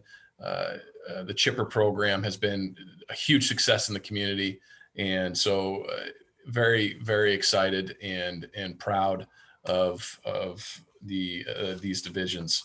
I'm going to turn it over to Mike Carlson for support services. Oh, Thomas, you got a question before I do that? Before you go, can we, for this small-minded men, can we have an organizational chart, the new organization that you created for the board members?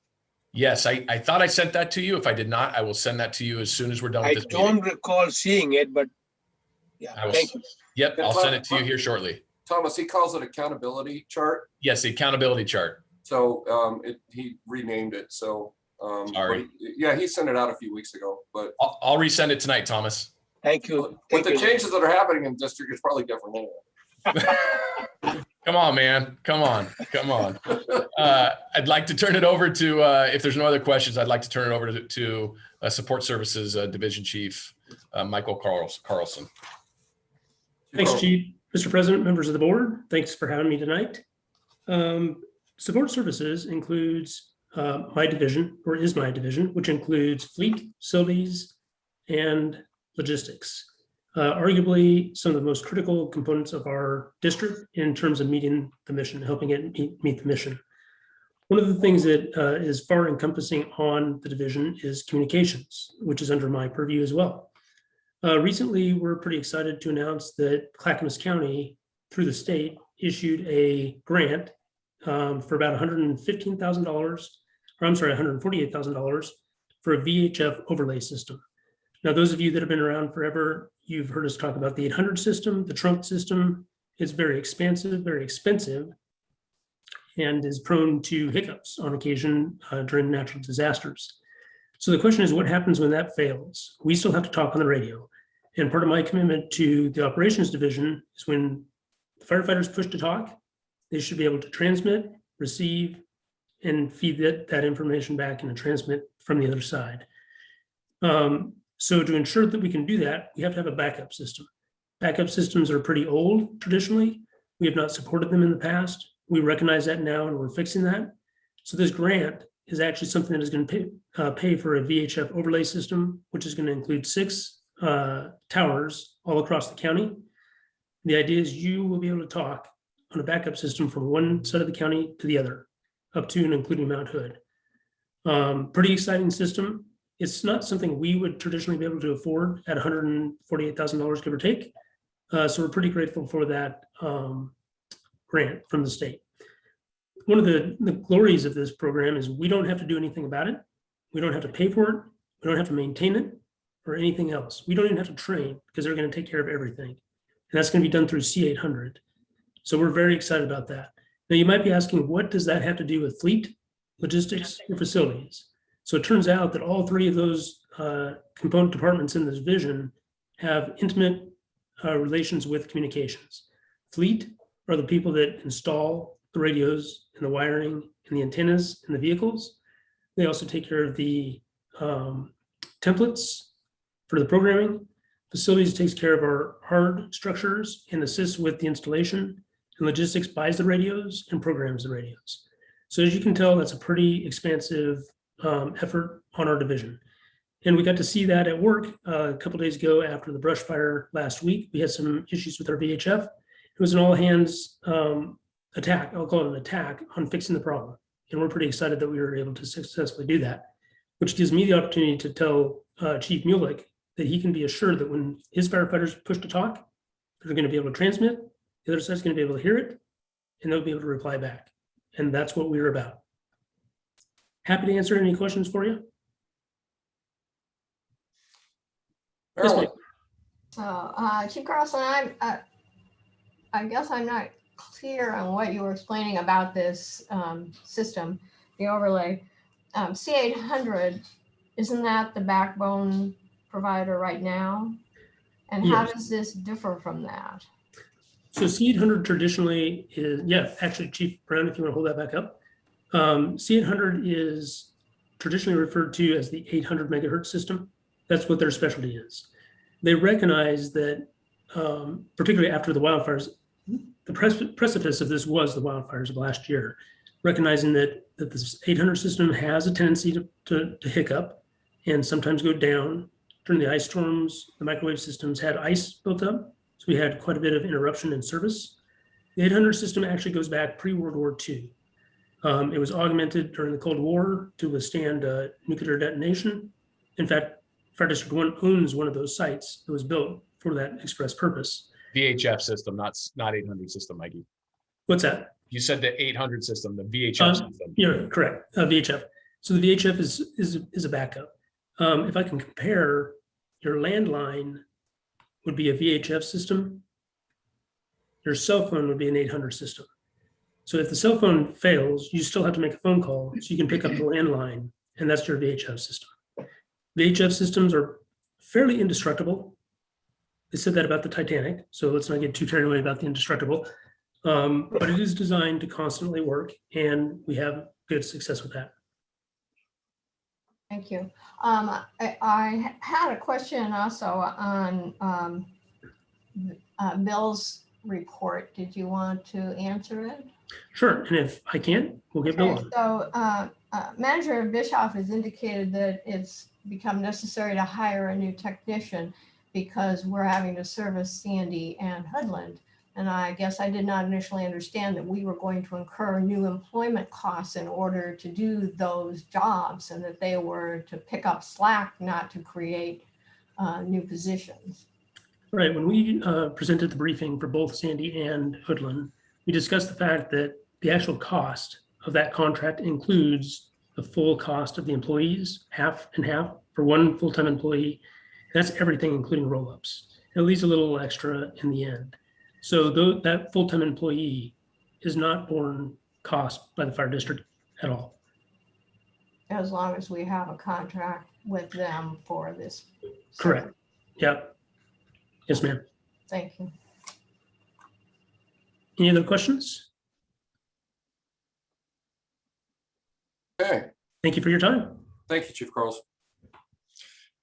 All right, well, is Oscar Hicks up next, or somebody else got a report for him, or? Sorry, Go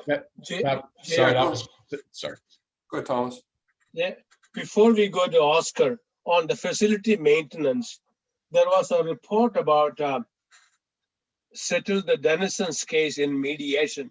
Is that the Clackamas Community College? Yes, sir, it is. Yes, sir. Are we involved in the mediation? Did we have to pay anything? We did. Chief Brown or Mark, do you recall the amount? I think it was 10,000. I'll get back to you. Actually, Okay. I think Scott Balance is texting me as we speak. Okay, but it didn't give any detail. All it said was settle the Denison's case in mediation. I will have Scott Balance give you a call tomorrow, and that way you're getting. That'd be great. Thank you, Michael. For sure. Director Cross, technology division is underneath Brian's report. I must have just skipped over it. A lot of what a technology division has been is Wi-Fi upgrade district-wide, MDC, OS, and CAD upgrade district-wide, and then focusing on end user development for Office 365.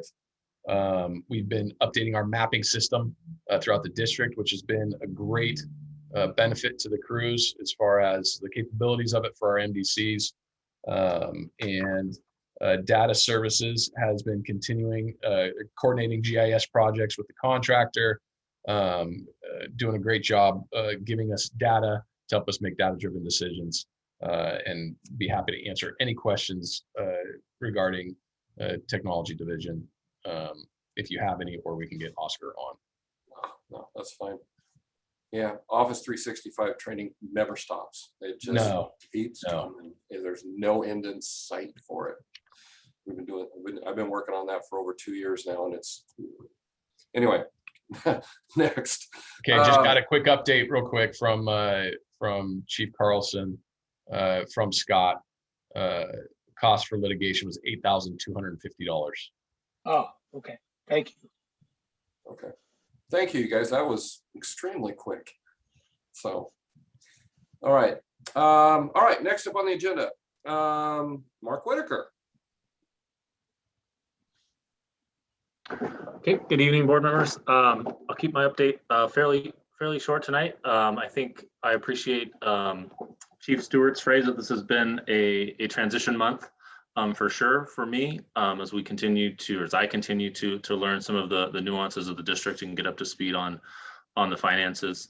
You know, I think a major focus right now, of course, is the year-end process and figuring out exactly where we ended the fiscal year on June 30th and getting set for the upcoming year.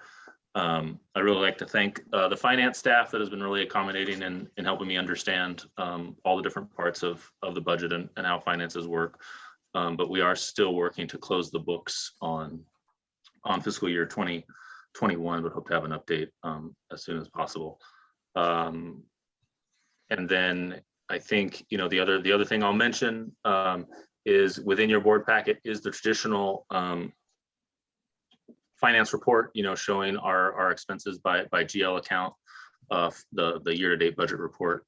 I am looking to modify that to provide some higher level information that gives you a quick overview and picture of the district's finances, and we'll hopefully roll that out at the August board meeting. So I'll leave it with that if there aren't any questions. Questions for Mark, anybody? Okay. some sun coming in here. I'm going to either jump back or jump forward here real quick, because I have a question about run volume, and probably Chief Mueller, this is a question for you. There's quite a bit of a jump in call volume that I noticed in the last couple of months. Is there any reason for that? Is it the weather? Is it what's going on? What's the big jump in the call volume here recently? Any? Yeah, that's an extremely fair question. I'll have Chief Santos jump in on this as well from the EMS side of things. But during the stretch of heat, about the 10-day period that we had, the county, for the most part, had doubled their call volume, double the amount of fires, double the amount of medical calls and transports. So it was a pretty significant spike. You can, if following the social media and looking at, like we talked about earlier, just with Heather Goodrich's report on the number of people that died because of the heat and how OSHA is adjusting, that just signifies the level of what everybody's been doing on the streets. So I think all the organizations, all of our partners have all been experiencing the same thing. So I think that counts for a big part of it, Jay. Okay. Well, I kind of assumed as much, but yeah, that was from month to date, and compared to last year too, it was quite obvious difference. So hopefully that trend doesn't continue. But may I ask, as long as Dan's up, is that an explanation for why one of the battalion chiefs reported a triple shift? As far as I'm sorry, Marilyn, as far as the battalion chiefs working a triple shift? Yeah, I mean, we were just talking about wellness and taking care of our firefighters, and then there's a report that says somebody had to work a triple shift during the hot season. Yeah, that's correct. So we are in the middle of finding the balance between supporting the needs of the state and supporting the needs of our organization. And in last September, when we asked for help, people responded, and we're following that same practice, responding to the needs of the state. And so and I can speak to that in the operations report, but when we have been sending crews out and task force leaders out across the state, and so we're relying on our people that remain local to help fill those shifts. So far being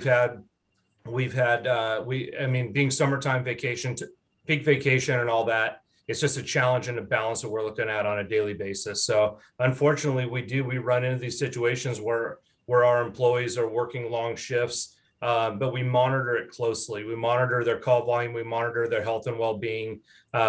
We monitor all that as best we can, and just utilize a crew resource management, watch out for each other, and just make sure that everybody's fit for duty. Thank you. Yeah, thank you for that. And once again, I mean, you can tell, chiefs, all chiefs out there, we watch this. The board members, I think this board's pretty good about watching that volume. And I think we're all interested in doing what we can to start not going on certain stuff that we shouldn't be going on. And so you've heard me say EMS prevention and all sorts of different things out there, but I think I would like to see us take a really holistic look and see what we're responding on. If there's stuff out there that we don't need to go on, like checker recs and lift assist and assisted living facilities and that kind of stuff, I think we really need to look at that kind of stuff, because these numbers are not going down. So, and I think your board would be very receptive to any type of solutions that you guys can bring forward with that kind of stuff. So anyway, that's a talk for another day, but as you can see, we do watch that. So anyway, okay, next thing on the agenda is Chief Santos. Oh, well, perfect timing. Thank you. Good evening, everyone. First and foremost, let me just touch on where you're at, just to kind of close the loop on the question you had. During that heat spell, as Chief Mueller was alluding to about double the volume, on an average day in our county, just in our county alone, not necessarily Fire District 1, we would average about 80 medical calls and 60 transports. On those three biggest heat days that we had upwards, we had over 250 medical calls and over 130 transports. So, and Clackamas Fire got in that game immensely, which just shows the need for surge protection and bolstering up our contingency plans. So I think that's first and foremost in the volume. That just kind of speaks to the union of where we're at in general. As it relates to call typing and figuring out new ways to deliver service, I'm pretty excited to announce that the county and the ASA Strategic Plan Task Force has opened up the RFP for an outside consultant to come do an ambulance service plan review during the month of the application deadline is August 3rd. And we will be, the group from this task force will be interviewing and reviewing the potential candidates. And then we'll pick a consultant firm to begin a scope of work in September.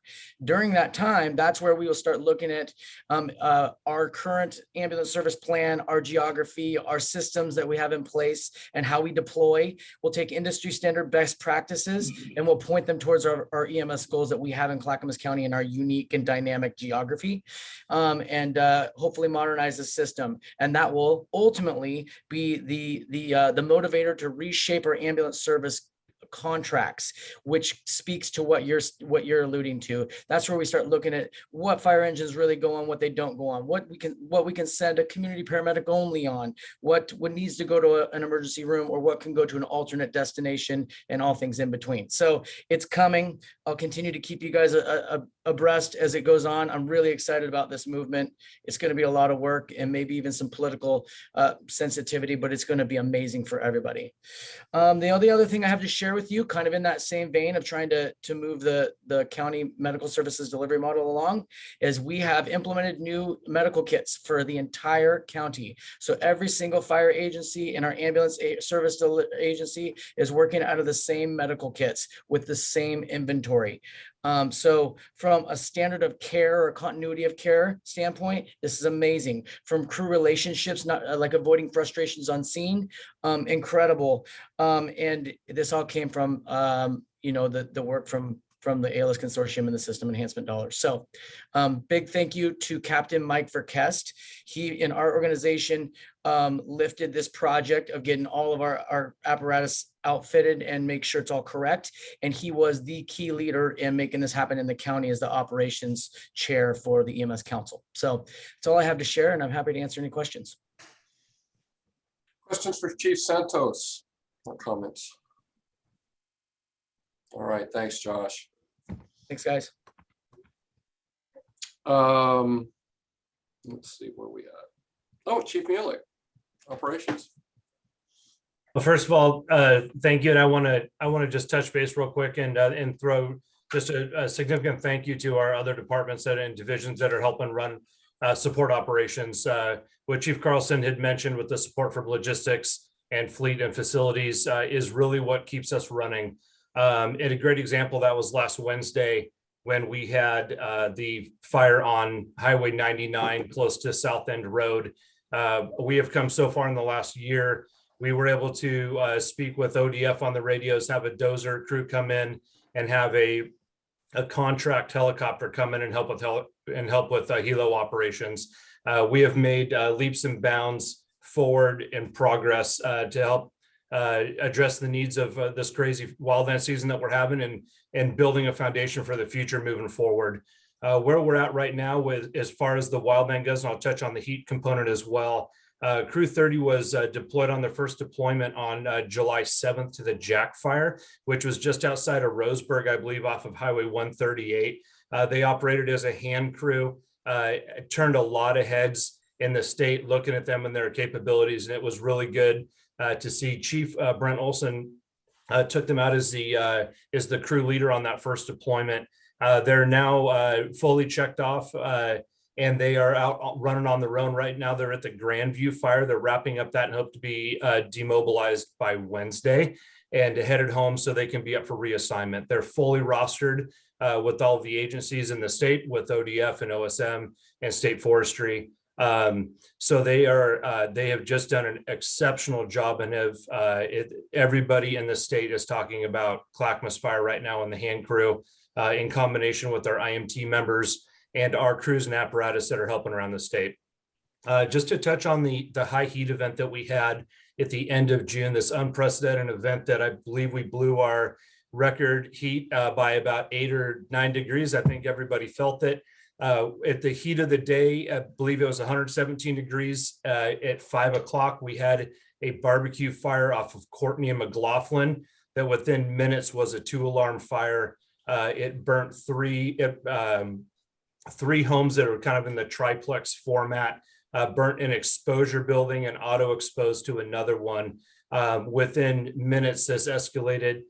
The system that we have in place, board, was phenomenal with our rehab support, our medic 316 watching out for our people, the number of resources that we utilize to rotate crews out. Back to our call volume, Jay. We had, for example, Heavy Rescue 305. We released them from the scene immediately after they conducted their task, and they ran 8 more calls before they got back to quarters. And it was just one of those days in the fire district, and we're having lots of those. We also, within 2 days after that, we had another second alarm department fire off of Lawnfield that butts up to Mount Talbert. We want to talk about an interface issue that we have within our fire district. We have all looked at at Mount Talbert that is right on the, comes off the backside of Sunnyside Kaiser Hospital. And it's a significant threat, and we were able to make a stop before it actually spread into an interface fire. We are just finishing up task force rotations with Task Force 19 just came back from the bootleg fire on a 10-day rotation. Interface engine 309, interface engine 314, and our task force leader and the aide were on that call for 10 days. And Task Force 24 is still down there with the water tender and a brush rig and a task force leader. Our representation across the state and the tasks that we've been given on these calls has been substantial. It's been absolutely great to see. I'll end it with just saying that we've had the continuation of the fires off of the South End Road. And then yesterday we had a fire on Shockley that turned into an interface issue as well in ODF territory, where we utilized ODF crews to come help mitigate that emergency. That house was valued at $1.4 million and was a total loss, and was well involved by the time crews got there. What we're seeing is that we have crazy fire behavior right now, but we have our infrastructure, our crews are ready for it. We have the support to address it. It's been a wild ride so far, but our crews are doing a great job of handling it. So for the most part, that's my operations report, besides what you see in the packets from the battalion chiefs. If you have any questions, I'd love to answer them. Marilyn. I just have a couple of comments. They fall in the category of a photo's worth 1,000 words. And you could talk a lot about how hard the crews work and how dangerous the conditions are, but there are 2 photos that stood out in my mind during this period of time. One was at the Courtney fire, and it was both 2 or 3 media showed a firefighter who was collapsed on the ground, and the other firefighter was pouring a bottle of water over him, and his face was totally flush red. And I mean, it really brings home what the firefighters have to endure in order to save someone else's property. And the other one was of the Canby Highway 99E fire. It was at night, and it was after most of the containment had happened, but there were little fires here and there, like 3 or 4 of them on this steep grade. And what they were reporting is saying the firefighters are going to have to go up and put those out individually. And I think that those were very impactful visual statements on what your people do. So thanks. Thank you, Director Wall. That is that absolutely, I agree. It paints a picture. With both significant calls as well, our people have walked away healthy, which has been a concern with the number of alarms that both of those went in the circumstances they're working under. The support has been phenomenal. I appreciate the support by the board, and we're going to keep pushing forward to make sure that we're prepared for these greater emergencies. All right, thanks, Chief Mueller. Oh, Chris, comment. Chief Mueller, kind of different subject, but I see here that you did some search drills at the Young's Lane site. Have you been able to work through the driveway issues with the neighbors, and what are the plans? You going to continue using that site? Yeah, right now the training division has worked through a plan on just staging apparatus down on Young's Lane and shuttling crews up there to minimize the damage to that road. I've been up there several times, and it is an older, narrow road that I agree that we in an emergency setting we could get up there, but we would just the heavy apparatus, it's just not worth it. So our plan is that that's going to be a long-term building for us, and we're going to utilize that as much as possible. We have rotated every crew and almost every volunteer through that house in a search drill. Absolutely phenomenal training. It's some of the most realistic training you can get on a real structure that nobody's been in before. The training division has long plans to continue in using that. So we'll be careful with the property and with the driveway, and then the abuse and the size of footprint that we leave on Young's Lane too. So we're watching that carefully. Good. Glad to hear it's able to be used. Super. Okay, any other questions or comments for Chief Mulek?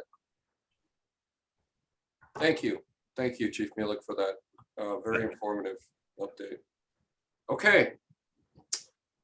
It looks like next on the agenda is going to be Steve McAdoo, Local 1159. What do you got for us?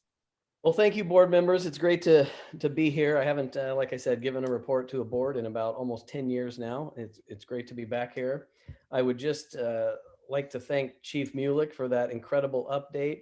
He took about 99% of what I was going to say. So maybe next meeting, if I do this, if I could go before him, I would appreciate that.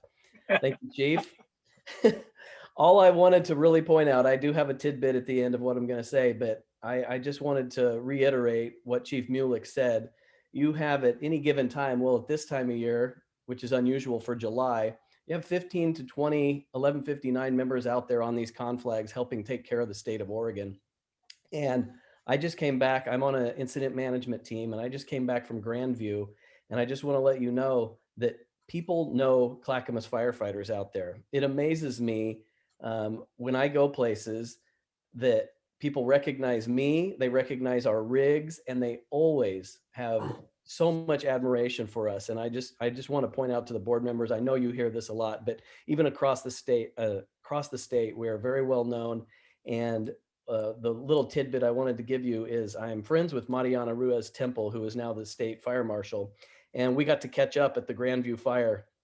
And one thing that she definitely wanted to get across to me so that I would bring back was that she is so proud to have Clackamas firefighters show up for these conflagrations. She knows it's a burden on the district sometimes, but she knows that when she sees that Clackamas task forces are going to be on these fires, she knows they're going to be professional, they're going to get the job done, and they are the best of the best. And she says, we're very fun. So with that said, I just wanted to point that out, that the state fire marshal recognizes the great work that these local 1159 members are doing and Clackamas Fire. And so I just wanted to pass that on to you all. We're going to try and make these reports a little more detailed for you in the future. So I wanted to pass that on to you too, but that's all I have to say, unless somebody has any more questions. All right, Steve, good job. Questions or comments for Steve McAdoo in the local? All right. Thank you, Steve. Thank you for your report. Appreciate that. Thank you for your time. Is anybody giving a report for volunteer services tonight? Yes. Yeah, Jay, I can speak for Chief Dieters. Okay, go ahead. Yeah, so just real quick, we already summarized some of the items that he has down. But so with the fire training utilizing Young's Lane, the volunteers have gone through there and practiced radio usage, searching a structure through a window. They worked on car fire evolutions and additional search scenarios through the acquired structure. And on top of that, they've done trauma and landed life flight. I believe it was at Station 14. So they got their introduction to that. As far as the station coverage goes, Station 12 was staffed 15 out of 30 nights with 1 24-hour shift. Station 13 was 19 out of 30 with 1 24-hour shift. Station 18 is almost perfect at 28 out of 30, 4 24-hour shifts, and Station 21 is 16 out of 30. To summarize with Heather Goodrich, is that we're just wrapping up the wellness, the physicals and the psych exams on the newer volunteers. We relied heavily on them as a side note for the heat, and Chief Dieters had been reaching out to them continuously and helping out with staffing. They helped pull a night shift on the Highway 99 and South End Fire. And having them respond out of those brush trucks has been just the highest level of value to the organization. So they've completely engaged. We appreciate it. And if you have any questions, love to answer it. Speaking for Steve Dieters, that is. All right, any questions for Steve Dieters and the 21st floor? Okay. Thank you, Jay. All right, you guys.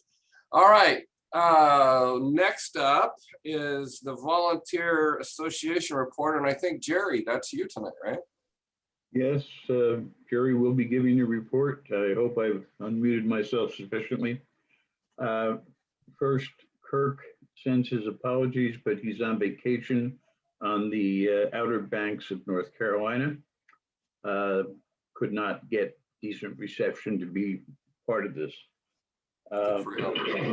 So therefore, I got notified about a half hour before the meeting that I would be drafted. So you're going to get somewhat of a truncated report.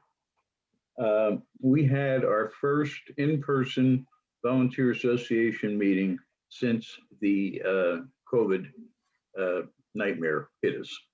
And it was interesting to see the number of people I've never seen before.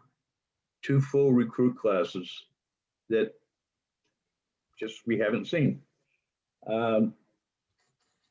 Director Searing was good enough to join us by way of Zoom, as was Chief Dieters. And in person, we had Chief Brown. And I don't know another way to say this. I have heard all the conversations that went on before about should it be hybrid, should it be Zoom, should it be in person or whatever. It was really great to have our leader standing there in front of us, giving us facts, and we appreciated it. That is about the end of my report. If you have any questions, I'll be happy to answer them. So any questions or comments for volunteers? All right, thank you, Jerry. Thank you. Let's see. Any comments about the correspondence or anything? Informational reports? Okay. Hey, I do have a question for Chief Brown, I guess, when it comes to that. The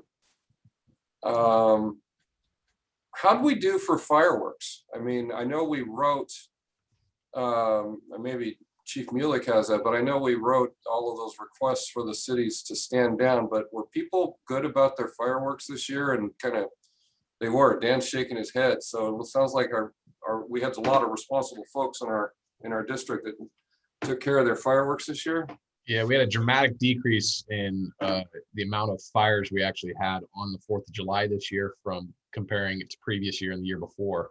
I can just say from my house, there's a neighborhood that typically shoots off a lot of illegal fireworks, and it was very minimal this year compared to years past. So, and just looking over the valley, it seemed like people were heeding to the pleas and requests from the board and from the fire district and from the community leaders. So Dan, what's your take? I totally agree. I was honestly in the mindset that people were still going to do what they were going to do. One of the crews put it really well that the 4th of July really seemed like the regular 3rd of July with just an overall decrease in activity. We had no significant fires in the fire district that were related to fireworks that I know of right now. And I do believe that we're actually going to try and run the numbers and collect all the data to do the comparison from last year. But it was almost non-existent for us. Well, that's good. That means that sounds like the campaign that y'all did and somewhat did as a board as well. It worked. So that's good to hear. Thomas, I totally agree, Jay. The public awareness campaign through an appeal to the community, and it really worked. Yeah, and I would agree. I was working in Multnomah County that night, and what I saw in Multnomah County was about similar to what you guys were saying as well. So, okay, well, that's it for right now. We are going to have the executive session. Is that correct, Chief Brown? Yes. Okay, just want to make sure that that was still a go. So what we're going to do now, everybody, is we're going to recess the regular board meeting here in just a minute. We're going to have to sign out and go back to the executive session on our calendars, and then after the executive session, we will come back into to adjourn out of the general session here in just a minute. The only other thing, I know that some people, the attendees, and many people probably won't come back after the executive sessions. The only other thing for upcoming events that I have listed here is our regular board meeting next month at, it sounds like at 6 p.m., but a location to be determined at this point. So that is all for this meeting. So we will recess this meeting right now at 8:05 p.m. and we will head over to the executives. Looks like it's it. Okay, looks like it's it. Any other comments that we want to make before we adjourn this meeting?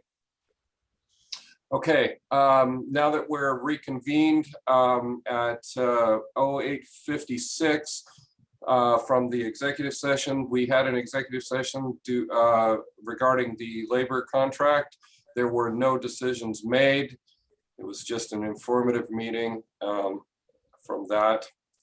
And so now exiting from, if there's any comments from anybody else in the open meeting? Let's make sure. Okay, good. All right, then, everybody, thank you very much. We will adjourn the regular board meeting at 8:57 p.m. Thank you, everybody. Thanks. Thank you. Good night. Good night.